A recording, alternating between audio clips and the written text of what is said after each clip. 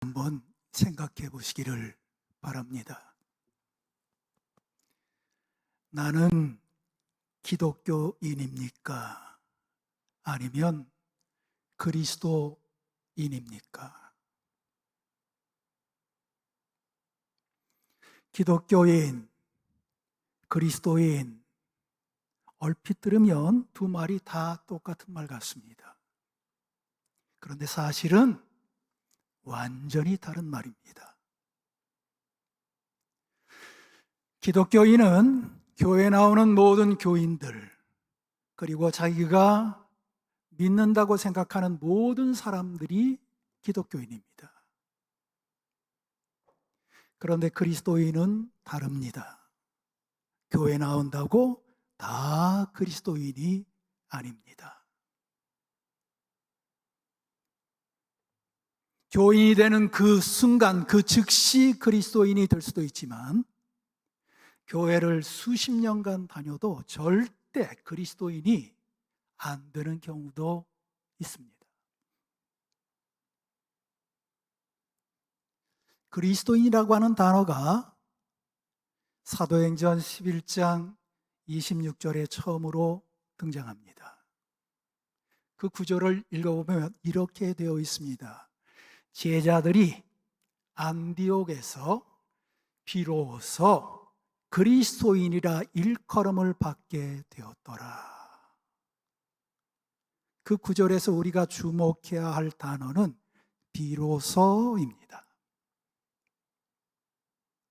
믿지 않는 안디옥 사람들이 제자들을 볼 때 어떤 이유 때문에, 어떤 계기 때문에 저 사람들은 그리스도인이구나 이렇게 불렀다는 것입니다.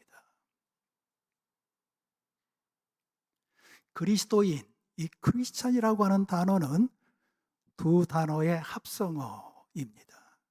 그리스도를 의미하는 크라이스트와 IAN이 붙어서 그리스도인이 되었습니다. 이 말은 헬라어 크리스티아노스라고 하는 말에서 나왔는데 그 의미는 그리스도께 속한 사람, 그리스도를 온전히 따르는 사람, 그런 의미를 가지고 있습니다. 속했다고 하는 것은 쉽게 얘기하면 포도나무와 가지 생각하면 됩니다. 딱 붙어 있는 사람입니다. 그리고 항상 주님과 함께하는 삶입니다. 제자들이 그리스도인이라고 처음 불렸던 그 안디옥이라고 하는 도시는 인구가 50만 명이나 되는 대도시였습니다. 무역과 상업이 아주 번창한 풍요로운 도시였습니다. 그런데 이 안디옥에는 많은 우상 신전들이 있었고 우상 숭배가 아주 극심했던 그런 곳입니다. 도덕적 윤리적으로 타락하고 부패한 도시였습니다.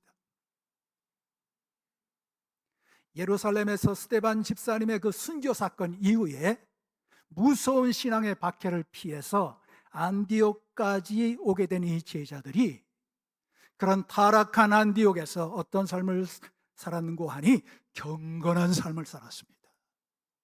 깨끗한 삶을 살았습니다. 아름다운 삶을 살았습니다.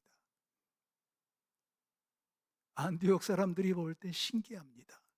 그래서 조롱조로 그리스도인이라고 불렀습니다.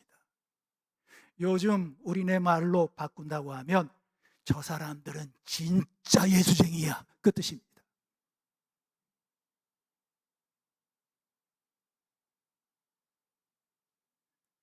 그러니까 기독교인과 그리스도인의 차이는 무엇입니까?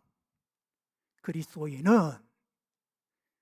주님을 믿을 뿐만 아니라 삶으로 그 믿음을 증명하는 사람들입니다.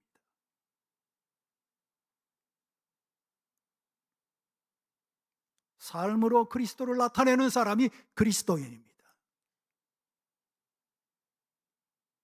오늘날 한국교회가 얼마나 지탄을 많이 받습니까? 그 이유가 무엇이에요? 기독교인은 많은데 그리스도인들이 적기 때문입니다. 알기는 잘 아는데 삶으로 증명하지 못하기 때문에 그렇습니다. 사랑하는 성도 여러분, 어떤 교회가 좋은 교회입니까? 좋은 성도들, 좋은 일꾼들이 많이 있는 교회가 좋은 교회입니다. 성경에서 말하는 좋은 일꾼, 좋은 성도는 참된 그리스도인을 의미합니다.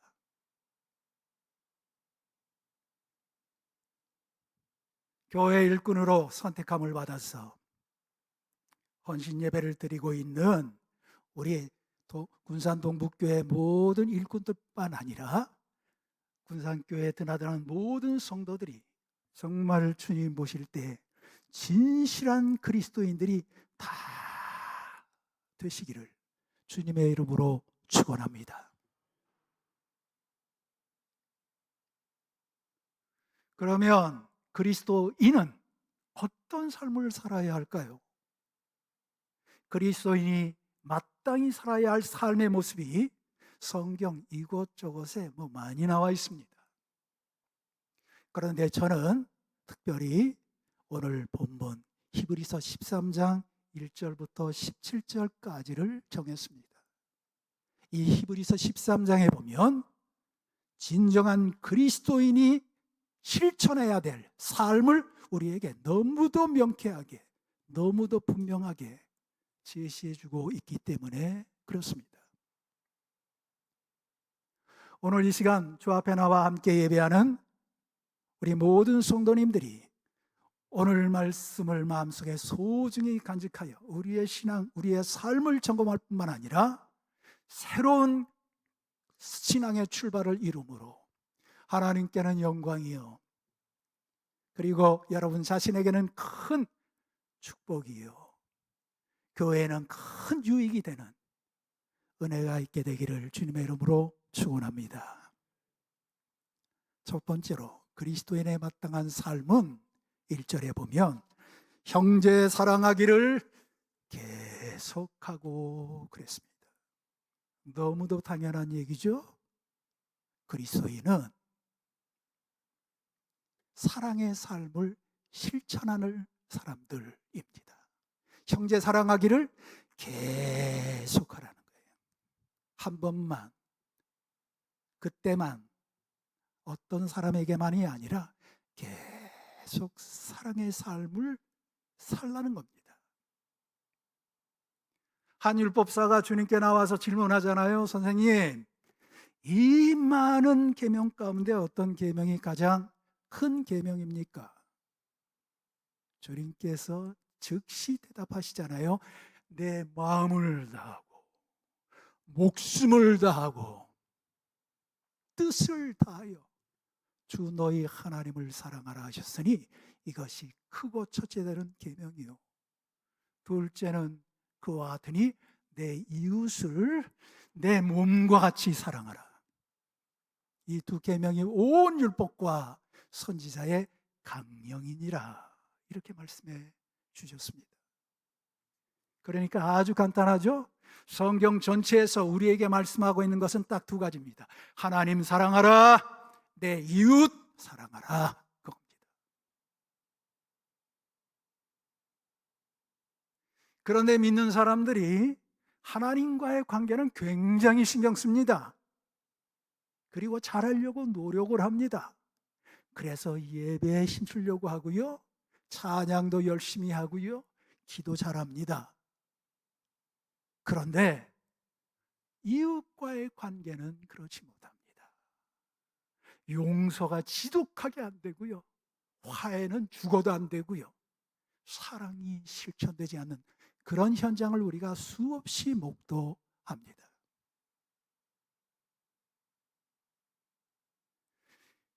그런데 성경은 우리에게 얼마나 강력하게 요구합니까? 내 이웃을 어떻게 사랑하라고요? 내 몸과 같이 사랑하라. 성도님들, 솔직히 이게 가능합니까? 어떻게 내 몸과 같이 사랑을 할 수가 있습니까? 불가능해 보입니다. 말도 안 되는 것 같습니다. 그런데 우리는 이 하나님의 말씀을 대할 때 꼭 첫 번째로 기억해야 할 것이 있습니다. 그것이 무엇인고 하니, 하나님께서는 우리가 절대로 할 수 없는 불가능한 명령을 하시지 않는다고 하는 사실을 먼저 기억할 수 있기를 바랍니다. 생각해 보십시오. 하나님께서는 우리가 도대체 감당할 수 없는 불가능한 그 일을 하라고 해놓고 안 하면 진노하신다. 말이 됩니까? 말이 안 됩니다. 우리는 어떤 하나님의 말씀을 받든지 이 말씀은 실천 가능한 것이다, 이렇게 먼저 접근을 해야 합니다. 내 몸과 같이 사랑하라, 이 말씀도 그대로 우리가 수용을 해야 합니다. 할 수 있습니다. 어떻게 할 수 있습니까? 우리가 이 말씀을 하나님의 말씀으로 받아서 이 말씀을 그대로 순종하려고 할 때 하나님께서 그렇게 할 수 있도록 힘을 주신다는 거예요. 도와주신다는 겁니다. 내 힘으로는 용서가 안 돼요. 내 힘으로는 화해가 안 됩니다. 내 힘으로는 사랑할 수 없어, 저 사람을. 그런데 그 말씀에 순종하려고 할 때 하나님께서 도와주신다는 거예요. 사랑할 수 있도록.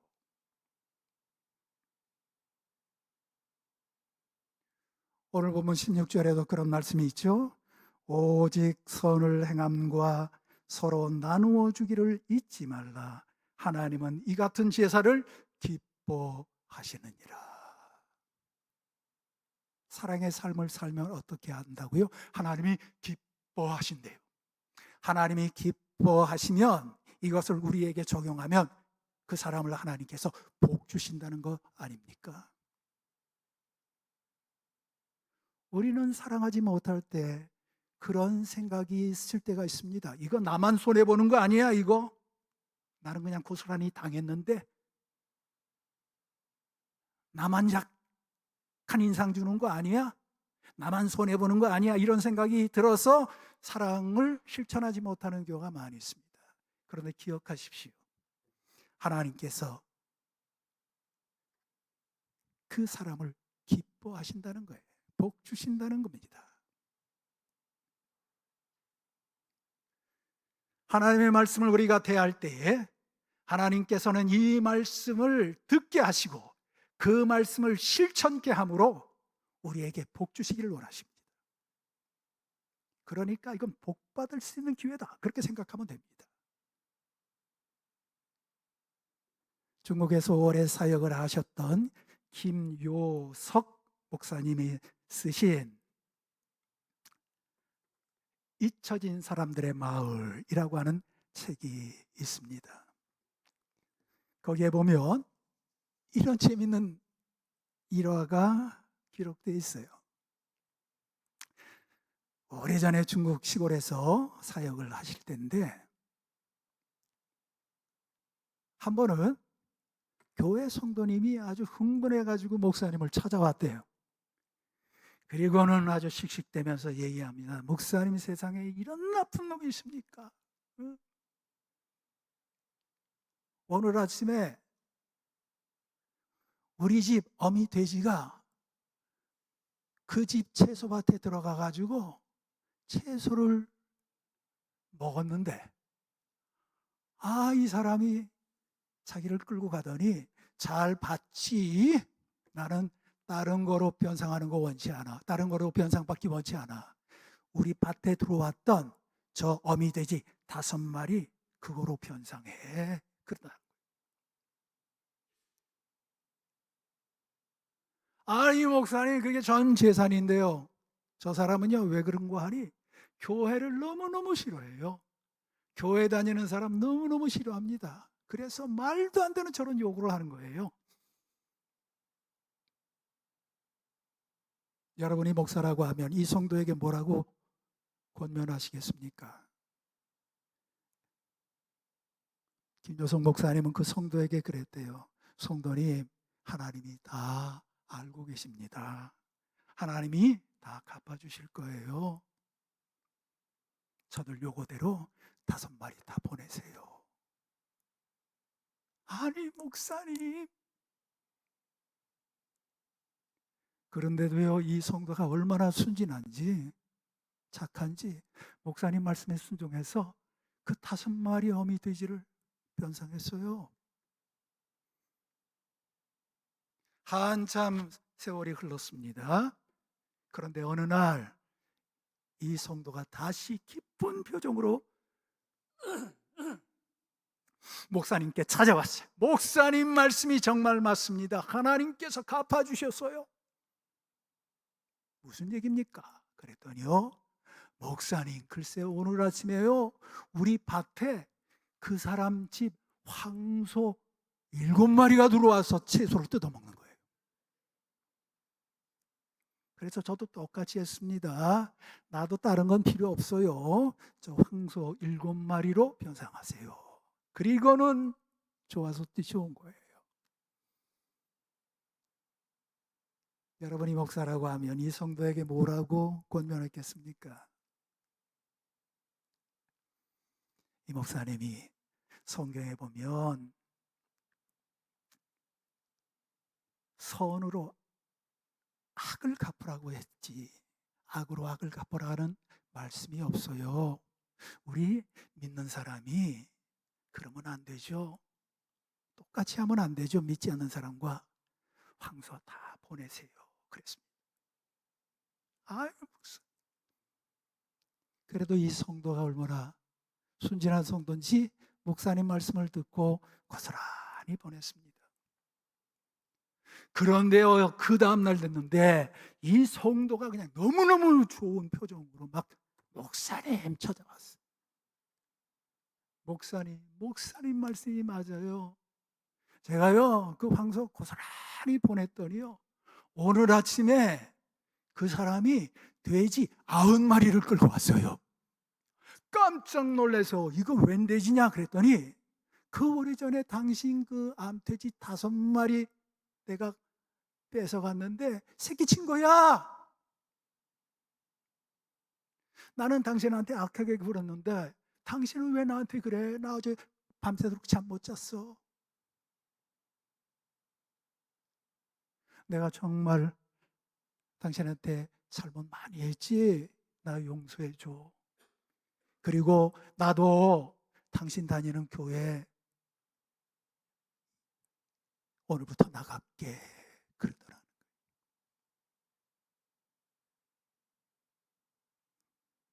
성경은 우리에게 이렇게 권면합니다. 아무에게도 악으로 악을 갚지 말고 모든 사람 앞에서 선한 일을 도모하라. 할 수 있거든 너희로서는 모든 사람과 더불어 화목하라. 내 사랑하는 자들아, 너희가 친히 원수를 갚지 말고 하나님의 진노하심에 맡기라.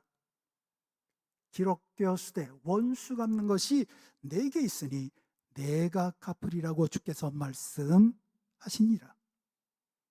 악에게 지지 말고 선으로 악을 이기라.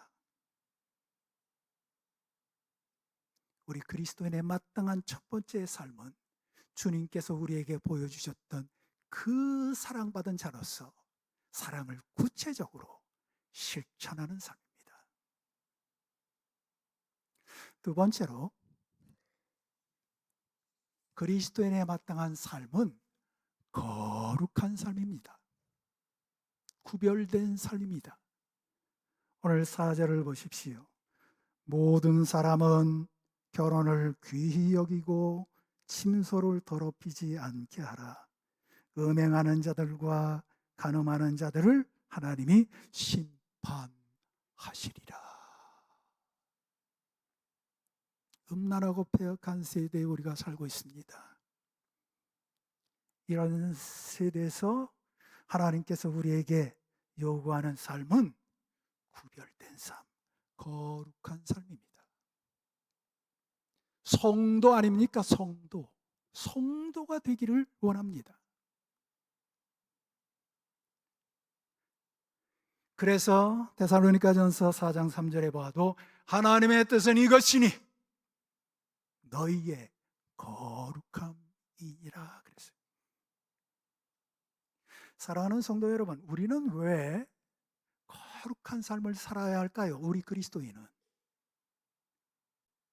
그 이유가 고린도전서 6장 19절 20절에 보면 잘 나타나 있습니다. 거기 보면 이렇게 되어 있습니다. 너희 몸은 너희가 하나님께로부터 받은 바 너희 가운데 계신 성령의 전인 줄을 알지 못하느냐? 너희는 너희의 것이 아니라 값으로 산 것이 되었으니 그런즉 너희 몸으로 하나님께 영광을 돌리라. 우리 몸을 어떻게 설명하고 있습니까? 첫째로는 우리 몸은 하나님께로부터 받은 바 그랬어요. 그 뜻은 하나님의 선물이라는 뜻입니다. 사랑하는 성도 여러분, 선물 다 좋아하시죠? 그런데 어떤 선물이 좋은 선물입니까? 크고 비싸면 다 좋은 선물입니까? 선물의 가치는 어떻게 결정되는 겁니까? 선물의 가치는 누구에게서 받았느냐에 따라서 결정됩니다. 사랑하는 사람에게서 받은 선물은 세상 가치와 관계없이 굉장한 의미를 지니게 되어 있습니다. 우리 몸이 우리 인생이 소중한 이유는 무엇이에요? 우리를 가장 사랑하시는 하나님께로부터 받은 선물이기 때문에 그렇습니다.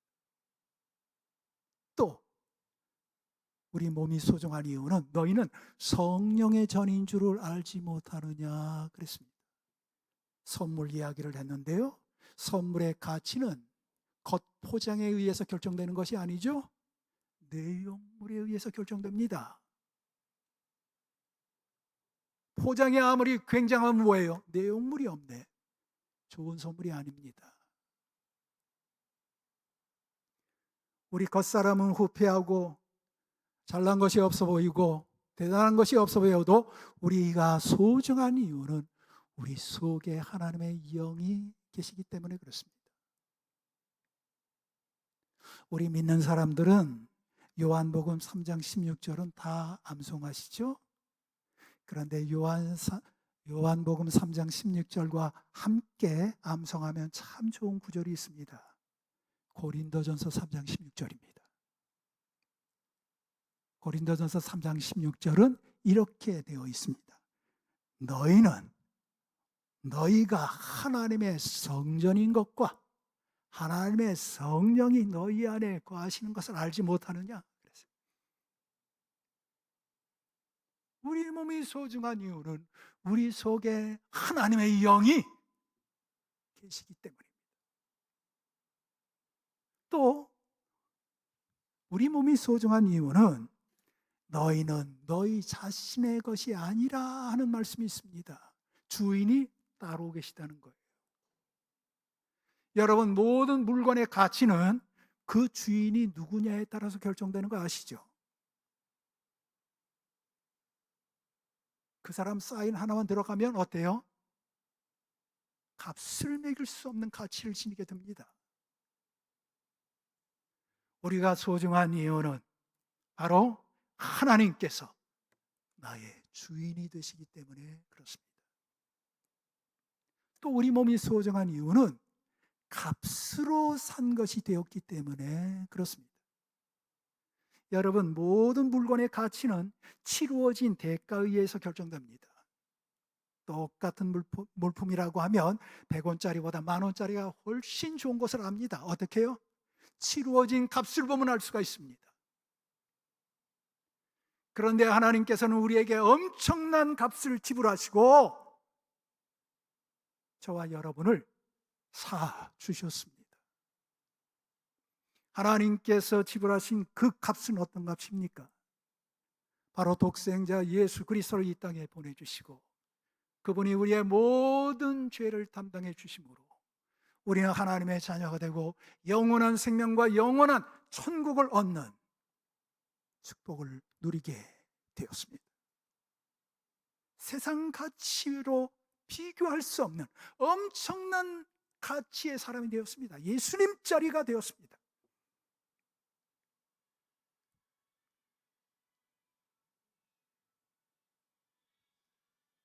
그런데 이 소중한 가치를 지닌 내 몸과 내 인생을 어디에 드리느냐에 따라서 그 인생은 완전히 차이가 납니다.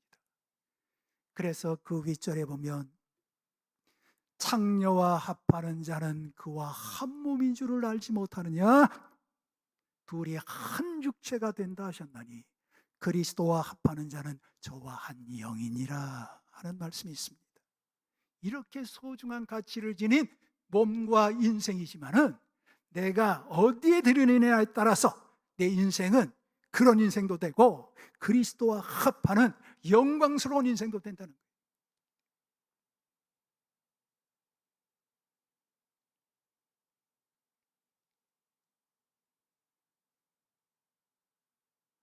우리 모두는 다 하나님께서 일꾼으로 부르셨죠?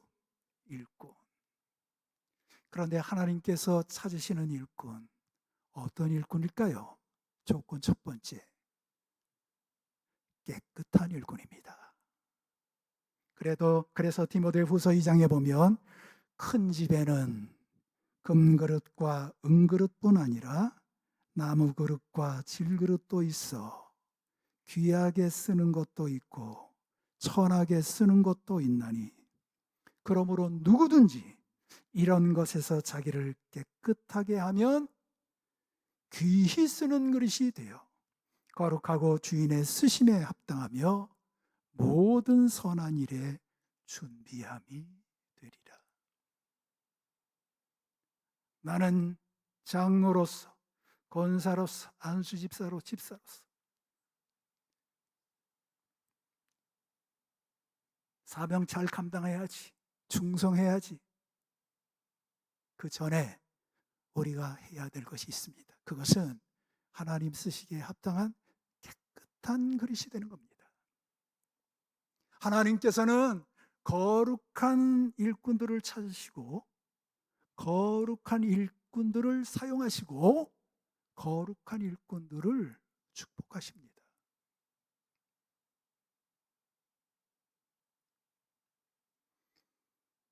참된 그리스도인의 마땅한 삶 두 번째는 거룩한 삶을 살아가는 성도들입니다. 세 번째로 그리스도인의 마땅한 삶은 청지기의 삶입니다. 청지기. 그런 내용이 5절에 이렇게 나와 있습니다. 돈을 사랑하지 말고 있는 바를 족한 줄로 알라. 그가 친히 말씀하시기를 내가 결코 너희를 버리지 아니하고 너희를 떠나지 아니하리라 하셨느니라. 돈을 사랑하지 말래요. 돈은 사랑의 대상이 아니라는 말입니다. 돈과 우리의 관계는 사랑의 관계가 되어서는 안 된다는 거예요. 돈은 우리와 사용의 관계입니다. 사랑의 대상이 아닙니다. 사랑하는 상태는 어떤 상태입니까? 우리가 구약 성경을 읽어보면 이스라엘 역사에서 하나님의 축복을 가로막고 하나님의 진노를 부르는 고질적인 죄 하나가 등장합니다. 뭘까요? 우상 숭배입니다. 하나님께서 제일 못마땅하는 것이 우상 숭배의 죄입니다. 그래서 하나님께서 십계명을 주실 때에도 제1계명, 제2계명 어떤 계명입니까? 우상을 두지 말고 우상을 섬기지 말 것을 말씀하고 있습니다. 오늘날 신앙생활하고 있는 우리에게도 이 우상 숭배 문제가 들어올 수가 있습니다. 직접적인 우상 숭배하는 것도 문제지만 마음속으로 하나님보다 더 의지하고 하나님보다 더 좋아하고 하나님보다 더 사랑하는 것, 그것이 현대인의 우상입니다. 그것이 어떤 사람에게는 자기 자신일 수도 있고 어떤 사람일 수도 있고 권력일 수도 있고 명예일 수도 있고 쾌락일 수도 있습니다. 그런데요, 현대인의 가장 강력한 우상 한 가지가 있습니다. 맞습니다. 바로 돈입니다. 돈을 하나님보다 더 추구해, 하나님보다 더 좋아해, 하나님보다 더 사랑해. 현대인의 우상입니다. 성경은 우리가 올바른 물지간을 갖지 못하면 절대로 바른 신앙생활을 할 수가 없고 하나님의 복을 받을 수 없음을 말씀하고 있습니다. 그래서 돈을 사랑함이 일만하게 뿌리가 되나니 이것을 탐내는 자들이 미혹을 받아 믿음에서 떠나 많은 근심으로써 자기를 질렀도다 그랬습니다. 어때요? 절대로 신앙생활 바르게 할 수 없다는 거예요.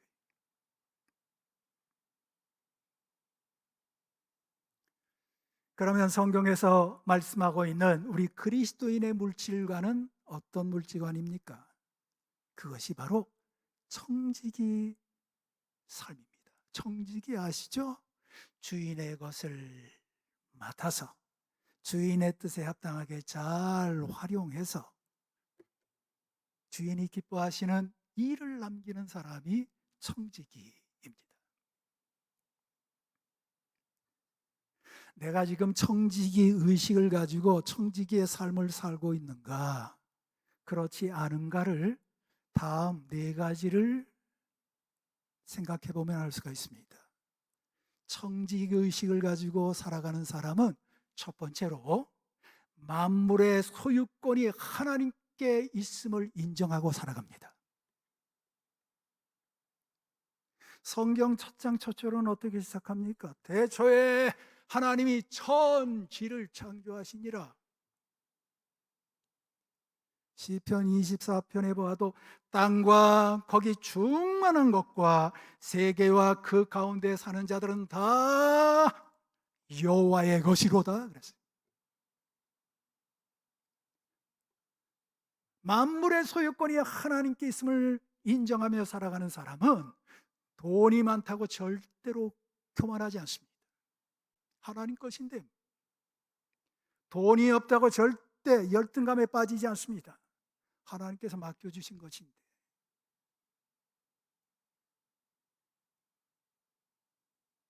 청지기 의식을 가지고 살아가는가 그렇지 않은가를 알 수 있는 두 번째 명제가 있습니다. 청지기 의식을 가지고 사는 사람은 만물의 사용권이 하나님께 있음을 인정하고 살아가는 사람입니다. 사용권. 이것을 인정하지 못하는 사람은 어때요? 내 돈인데 뭐 내가 마음대로 쓰지 뭐. 응? 누가 뭐래? 이건 뭐예요? 청지기 의식 없어서 그래요. 사용권이 나에게 있는 줄 알아. 그런데 사용권이 주인에게 있음을 기억해야 합니다. 사용권이 하나님께 있음을 기억하고 사는 사람은 정함이 없는 재물에 소망을 두지 않습니다. 세 번째로 청지기 의식을 가지고 살아가는 사람은 만물의 회수권이 하나님께 있음을 인정하고 살아갑니다. 회수권 아시죠? 도로 갖고 가는 거예요. 하나님께서 맡겨주셨기 때문에 하나님께서 도로 가져가실 수도 있다 하는 것을 인정하고 살아갑니다.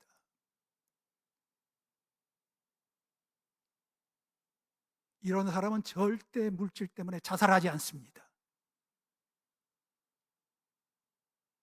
회수권이 하나님께 있는데 욥이 그런 고백했잖아요. 내가 모태에서 알몸으로 나와 싸운즉 또한 알몸으로 그리로 돌아가올지라 주신이도 여호와시요 거두신이도 여호와시오니 여호와 이름이 찬송을 받으실지니이다 그랬습니다. 얼마나 대단한 고백입니까? 청지기 의식을 가진 사람은 네 번째로 감사권이 하나님께 있음을 인정하며 살아가는 사람입니다. 달란트 비유 다 아시죠? 먼 길 떠났던 그 주인이 돌아와서 회개하자 그럽니다. 감사받아라 그 말입니다. 그리고는 칭찬과 상급을 내리기도 하고, 이 악한 종아, 게으른 종아, 무익한 종아, 이 종을 바깥 어두운 데 내어 쫓으라. 거기서 슬피 울며 이를 갈미 있으리라. 책망받기도 하잖아요. 요한 웨슬레는 그런 말을 했습니다. 우리가 장차 하나님 앞에 서는 순간 두 가지 감사를 받게 될 것이다. 첫째는 시간에 대한 감사, 두 번째는 물질에 대한 감사입니다. 참된 그리스도인의 마땅한 삶은 성경에서 말씀하고 있는 올바른 물질과 청지기의 삶을 살아가는 성도들인 줄로 믿습니다. 네 번째로 그리스도인의 마땅한 삶은 목회자를 존중히 여기는 삶입니다. 목회자를 존중히 여기는 삶. 7절을 보십시오. 하나님의 말씀을 너희에게 일러주고 너희를 인도하던 자들을 생각하며 그들의 행실의 결말을 주의하여 보고 그들의 믿음을 본받으라. 성도 여러분, 교회는 세 가지 목적을 위해서 존재합니다. 그 첫 번째는 하나님을 위해서 존재합니다. 두 번째로는 세상을 위해서 교회가 존재하는 겁니다. 세 번째는 교회 자체를 위해서 존재합니다. 교회의 하나님을 위한 목적은 예배하는 데 있습니다.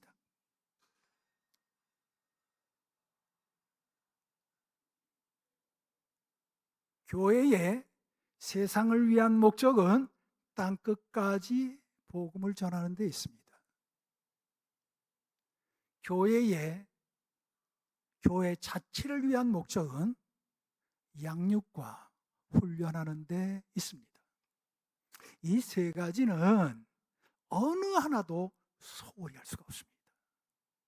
그리고 이 세 가지는 각각 독립된 것이 아니라 긴밀히 상호 보완의 관계입니다. 이 세 가지 중 어느 하나에만 치중되는 것은 그건 잘못된 교회입니다. 그런데 교회가 예배 목적을 다하기 위해서는 제사장 사역이 필요합니다. 땅끝까지 복음을 전하기 위해서는 선지자적 사역이 필요합니다. 양육과 훈련의 목적을 이루기 위해서는 목자적인 사역이 필요합니다. 이 제사장적 사역, 선지자적 사역, 목자적 사역을 이루기 위해서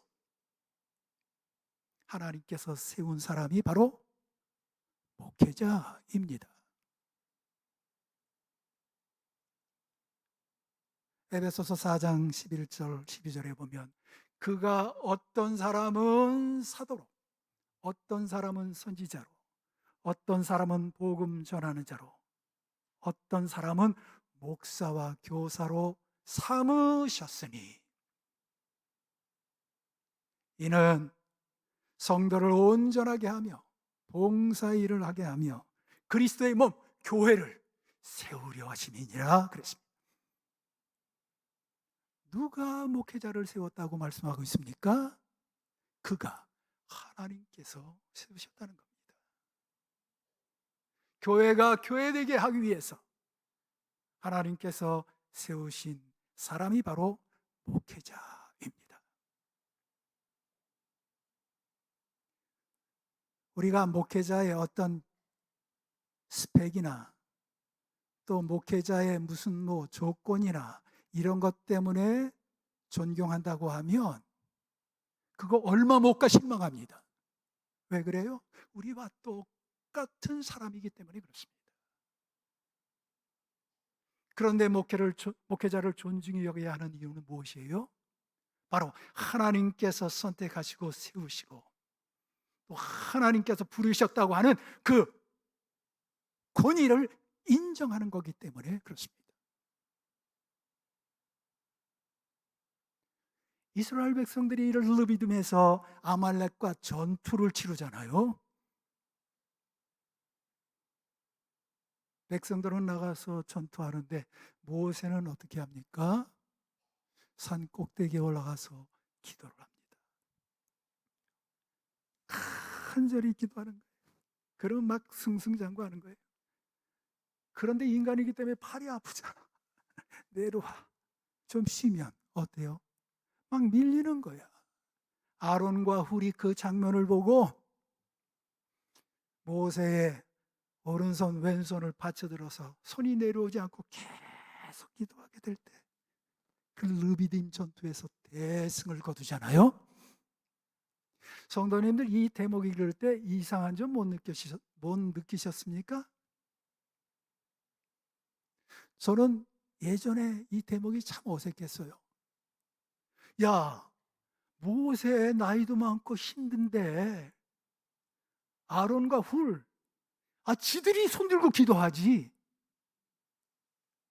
이런 생각이 있으셨습니다. 그렇지 않습니까? 쉬십시오. 우리들이 기도할게요. 주야! 했을 것 같은데. 기억하십시오. 하나님께서는 모세의 손이 들려지기를 원하신 거예요. 이것이 모세에게 준 권위입니다. 목회자에게 주신 그 권위를 인정하고 목회자가 기도하고 축복할 때에 이스라엘 백성들이 승리하는 거예요.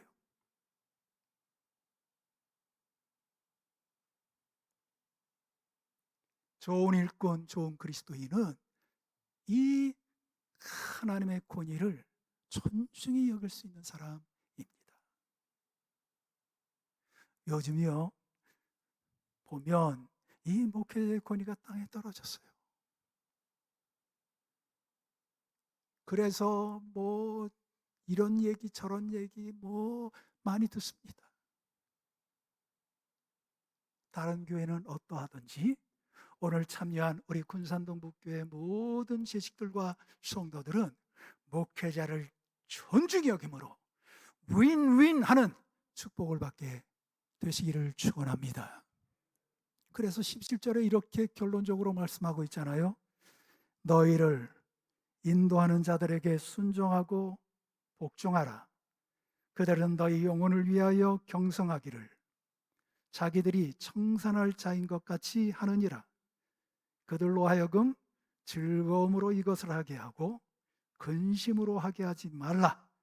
그렇지 않으면 너희에게 유익이 없느니라. 이걸 뒤집으면 어떻게 돼요? 그렇게 하면 너희에게 유익이 될 것이라고 하는 말씀 아닙니까?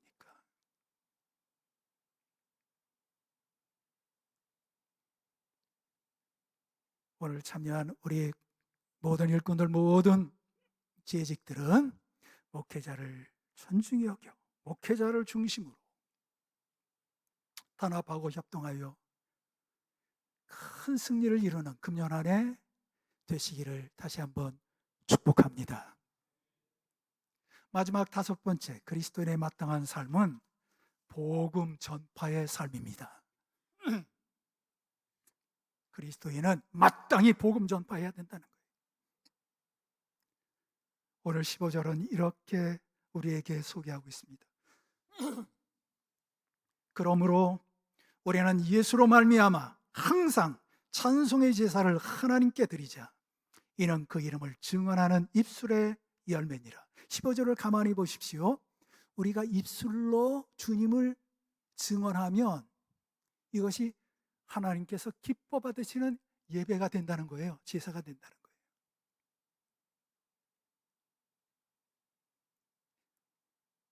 이게 무슨 말입니까? 우리가 다른 사람에게 예수 믿으세요, 이렇게 전도한다고 생각해 보세요. 예수 믿으세요 하는 것은 다른 말로 말하면 나는 예수 믿는 사람입니다, 그런 뜻입니다.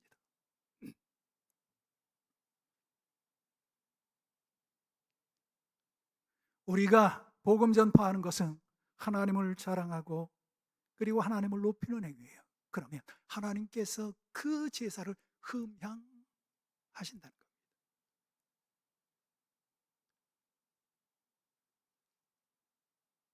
주님께서 부활 승천하시면서 우리에게 남기신 지상 명령이 있죠. 그러므로 너희는 가서 모든 민족을 제자로 삼아 아버지와 아들과 성령의 이름으로 세례를 베풀고 내가 너희에게 분부한 모든 것을 가르쳐 지키게 하라. 볼지어다 내가 세상 끝날까지 너희와 항상 함께 있으리라. 명령 중에 명령입니다. 사랑하는 성도 여러분, 이 가장 강력한 명령 중에 명령을 순종하지 않으면 어떻게 될까요? 군대 용어로 명령 불복종죄입니다. 엄청 큰 죄입니다.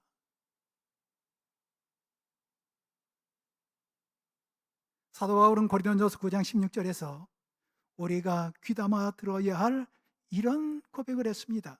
내가 복음을 전할지라도 자랑할 것이 없으면 내가 부득불할 일임이라. 만일 복음을 전하지 아니하면 내게 화가 있을 것이로다. 아, 무서운 말씀입니다. 그런데 이 고린도전서 9장 16절도 뒤집어 보면 이렇게 됩니다. 우리가 주님의 명령에 순종해서 복음 전파를 하면 어때요? 화가 미칠 것이 아니라 복이 임하게 될 것이다.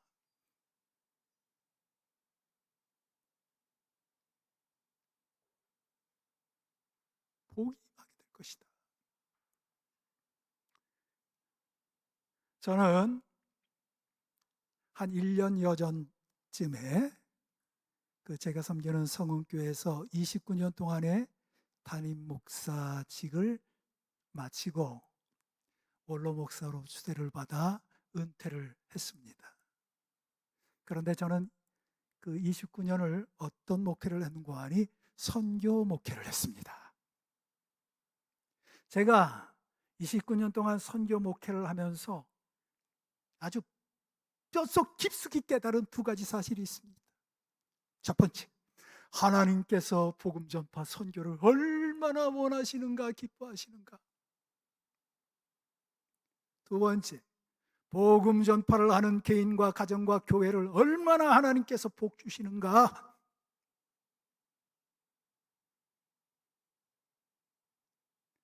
제가 29년 전에 성흥교회 부임했을 때에는 그 교회는 역사는 20년 되었지만 교회 땅 한 평도 없던 교회였습니다. 남의 건물 2층, 3층을 1년마다 한 번씩 거의 전전했던 교회입니다. 옮길 때마다 교인이 확확 줄어가던 그런 교회입니다. 저는 그 당시 하나님께서 첫 번째 보여주는 교회에 가겠습니다, 서운한 상태였어요. 그래서 그 교회를 갔습니다. 정말 계란으로 파헤치기예요. 20년 동안 아주 찌들고 찌든 심령들 교회 아닙니까? 말을 안 듣습니다. 아무리 울어도 꿈쩍도 안 합니다. 저는 왜 하나님께서 역사가 20년이나 된 교회가 이렇게 찌질이도 가난하고 그리고 이렇게 초라한 상태가 되었는가 하는 것이 궁금했어요. 궁금하지 않습니까? 장로님들도 계시더라고요. 고은사님들도 계세요. 안수 집사님도 계시는데요. 20년 동안 그러고 있어. 교회 통장에 잔고가 하나도 없습니다. 제가 그 교회 히스토리를 가만히 기도하는 가운데 점검해 보니까 그 이유가 나타났어요. 그 이유가 뭔지 압니까? 이 교회는 역사 20년 동안 하나님이 기뻐하시고 원하시는 일을 한 게 한 가지도 없어요. 그냥 헌금 들어오면요, 유지하고 남으면 야유회 가고요, 벚꽃놀이 가고요.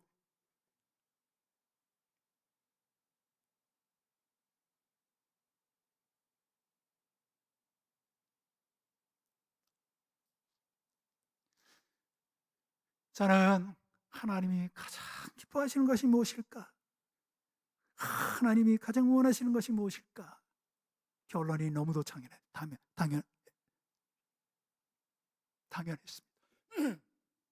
선교다. 꾀지지한 성도들 앞에 놓고 이 사실을 역설했습니다. 그랬더니요, 누구 하나 호흡을 안 하는 거예요. 철없는 소리 한다는 표정이야. 교회 건물도 없지, 돈 한 푼 없지, 이곳저곳에서 5만 원, 10만 원 보조받는 우리 교회가 선교라니 당시 않다는 거예요. 저는 그 전에 큰 교회에 있었기 때문에 저 목사님 우리 교회 오면 여기저기서 보조 많이 받아오겠다, 아마 그런 기대가 없지 않아 있었던 것 같아요. 모르겠어요. 나 그렇게 느꼈어.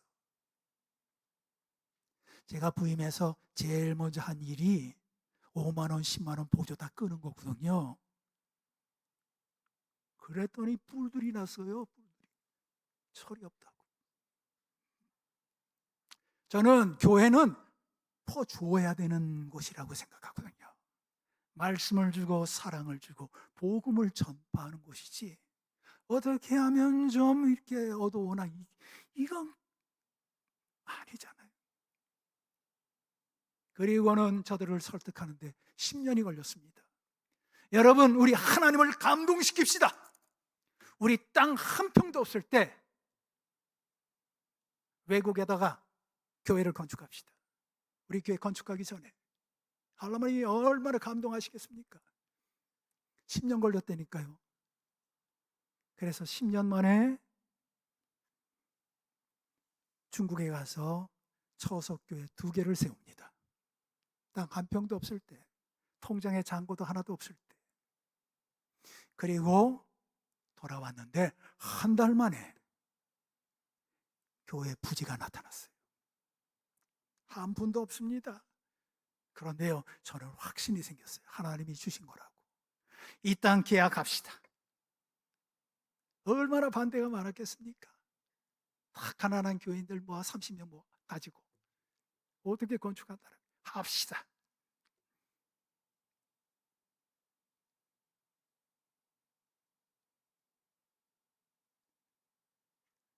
그래서 총 건축비의 3분의 2를 빚을 내 가지고 교회 건축을 합니다. 그러면서 계속 하나님 건축하게 해주세요. 정말 누구보다도 멋지게 선교하겠습니다.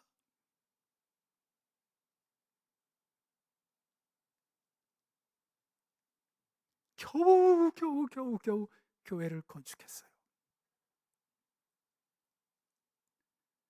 교회를 건축하고 입당 예배를 드리고 처음으로 항존직을 세우게 됐는데, 항존직으로 임명받은 사람들이 십시일반해가지고 돈을 모아 갖고 왔어요. 목사님, 우리가 이만큼 모아왔는데 이거 어떻게 하면 좋을까요? 어디에 쓰면 좋을까요?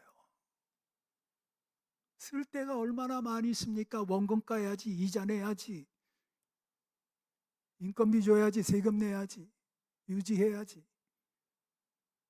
그런데 저는 정말 조금도 지체하지 않고 이거요, 태국에 교회 하나 세웁시다 그랬어요.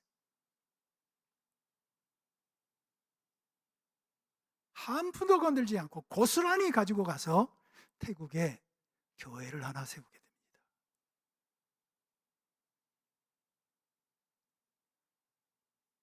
그 이해 못하는 사람들이 더 많았어요. 그래서 우리 교회가 중국에 2개 이어서 태국에 첫 교회가 세우게 됩니다. 그런데요, 우리 교회 교인은 아닌데, 타교회 교인인데 우리 교회 새벽 기도만 나와서 기도하는 어떤 권사님이 계셨어요. 그 권사님하고도 한 번 얘기해 본 적도 없습니다. 항상 뭘 뒤집어 쓰고 와서 행색을 보면 초라하게 그지없어요. 그런데 그분이 어느 날 똑똑똑 저를 찾아왔어요. 그리고는 봉투 하나를 내밉니다. 목사님, 제가 이 교회에서 기도하고 또 목사님 그 사역하는 모습을 보면서 제가 감동이 됩니다. 이거 선교비를 써주세요.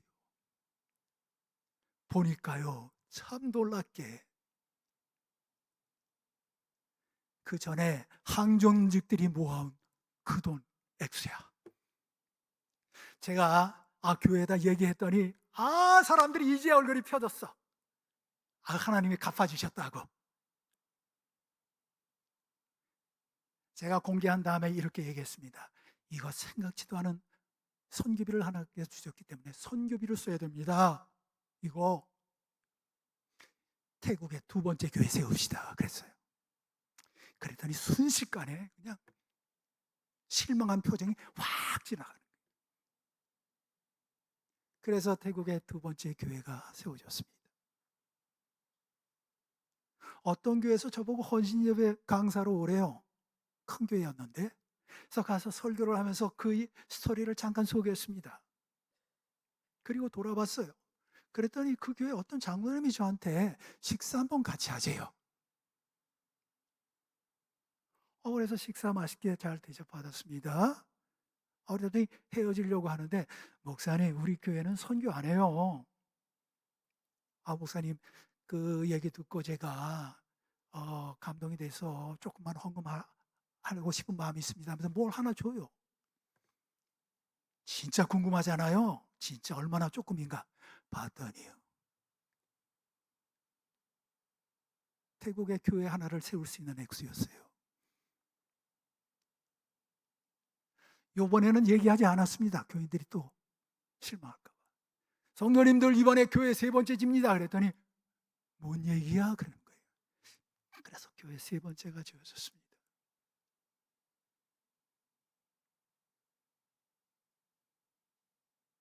이렇게 중국을 비롯해서 계속적으로 교회가 세워지는 거예요. 기적입니다.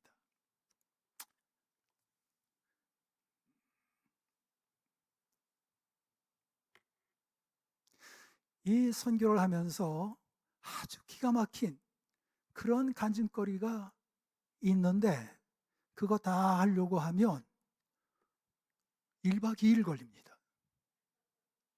그래서 시작을 못 하겠어요. 한 가지만 조금 얘기하면, 어느 날 밤에 우리 교회 그 집사님이 밤늦게 전화했어요. 아주 늦은 시간입니다. 목사님, 지금 꼭 만나야 되겠습니다. 그래서 집사님, 지금 늦었으니까 내일 오세요. 그랬더니 아니래. 목사님, 지금 만나야 됩니다. 그래서 저는 덜컹했어요. 늦은 시간에 무슨 급한 일이 있어서 가면서 별의별 생각이 머리에 막 스치는 거야. 그래가지고 그 집사와 마주 앉았거든요. 그랬더니 이 집사님이 신문지로 싼 이만한 덩어리를 제 앞에 턱 내놓는 거예요. 뭡니까? 그랬더니 돈입니다. 그러는 거예요. 펼쳐보니까 진짜 현금이 이만큼 있어. 이거 웬 거예요, 집사님? 그랬더니 그 집사님이 가난한 집사님이거든요. 이거 웬 거예요? 그랬더니 우리 교회가 어려운 가운데 이렇게 선교하고 그러는데 자기도 선교 헌금 한번 하고 싶었대.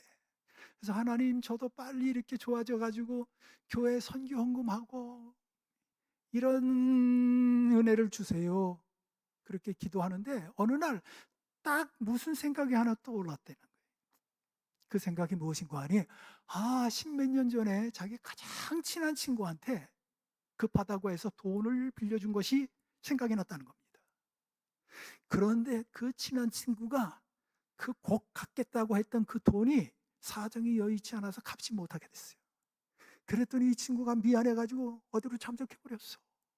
돈 빌려주고 친구도 잃고 돈도 다 잃어버렸어. 그 사건이 떠오르더란 거예요. 그래서 이번에는 이렇게 있댔대요. 하나님, 옛날에 그런 일이 있었는데요. 그 진짜 좋은 친구인데 그 돈 때문에 그렇게 됐어요. 만일 그 돈을 받게 되면 제가 선교연금 하고 싶어요. 그 친구하고 다시 연결되고 싶어요. 기도했는데요. 지금 정확히 기억은 못 하는데 기도한 지 얼마 안 됐는데 어느 날 십수년 만에 그 친구가 전화를 했대요. 너무 미안해. 그때 내가 너무 어려워가지고 갚아야 되는데 너무 미안해. 내가 하루도 너 잊지 못했어. 그때부터 내가 조금씩 모아둔 게 있는데 그 이자는 다 못 주고 원금은 지금 다 돼서 너한테 연락하는 거야. 그러더라는 거예요. 그러더니 정말 신문지에 이만큼씩 갖고 왔더래요. 소름이 돋았다는 거예요. 하나님이 이렇게 선교를 원하시고 기뻐하시는구나, 응답하시는구나.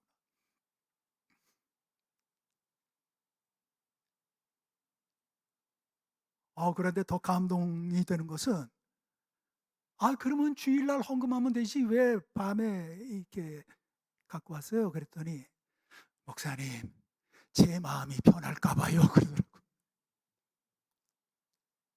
현금 다발을 보니까 어때요? 너 이 가난한 집사인데 하나님께 약속한 것을 꿀꺽하고 뭐 그럴 수도 있잖아요. 마음이 변할까 봐 그 마음에 찾아온 거예요. 그래서 또 그거 고스란히 태국 가서 교회가 세워졌습니다.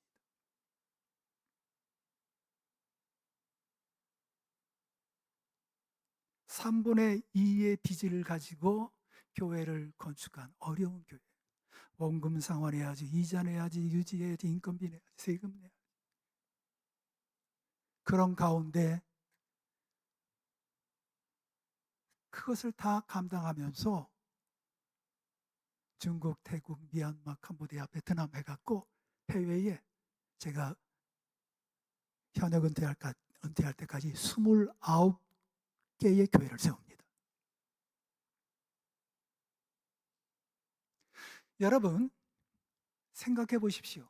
계산으로 도저히 맞춰질 수가 없습니다. 어떻게 그걸 다 하면서 그리고요 그거 하는 사이에 교회 빚 다 갚았어요. 그리고 헌당했습니다.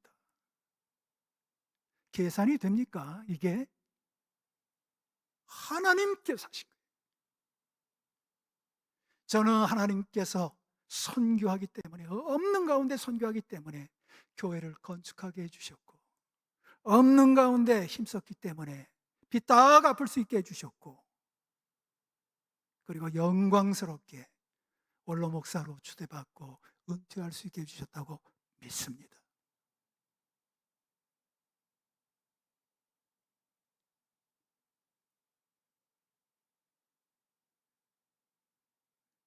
저는 원로 목사가 되었지만 우리 교회가 너무 약한 교회이기 때문에 원로 목사로서의 다른 교회 그런 수준의 지원이 없습니다.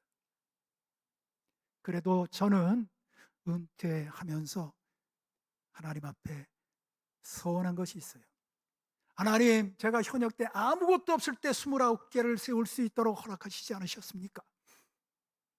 은퇴 후에도 아무런 인컴이 없어도 하나님이 함께 하시면 제 생에 29개를 더 세우게 될 줄로 믿습니다. 저는 은퇴 후에 29개를 더 세우고 천국 가고 싶어요.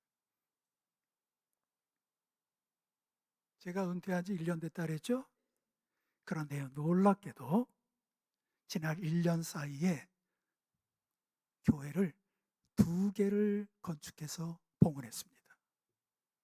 그리고 3번째 교회가 지금 건축 중입니다. 1박 2일 걸린다니까요.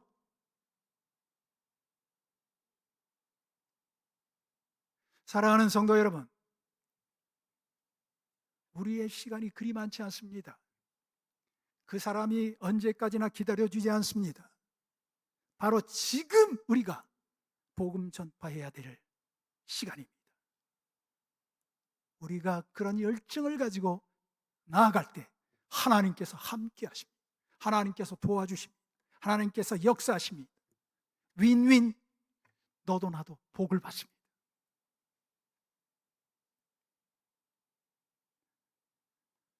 많은 사람을 옳은 대로 돌아오게 한 자는 별과 같이 영원토록 빛나리라. 세상 사람들은 이 세상에서 떠보겠다고 얼마나 야단입니까? 그래도 뜨기가 힘듭니다. 그리고 떠봤자 그거 얼마 못 갑니다. 그렇지만은 많은 사람을 옳은 대로 돌아오게 한 자, 가장 옳은 데 하나님께로 돌아오게 한 자는 하늘의 스타가 되어서 영원토록 반짝반짝 빛나게 될 것이라고 말씀하고 있습니다. 오늘 찬양 우리 군산동부교회 모든 일꾼들과 성도들은 영원토록 빛나는 하늘의 스타들이 다 되시기를 주님의 이름으로 축원합니다. 기도하겠습니다. 하나님, 오늘 주신 말씀을 마음속에 소중히 간직하여 진실한 그리스도의 삶을 잘 영위하여 하나님의 영광을 나타내는 하나님의 사람들이 다 되게 하여 주옵소서.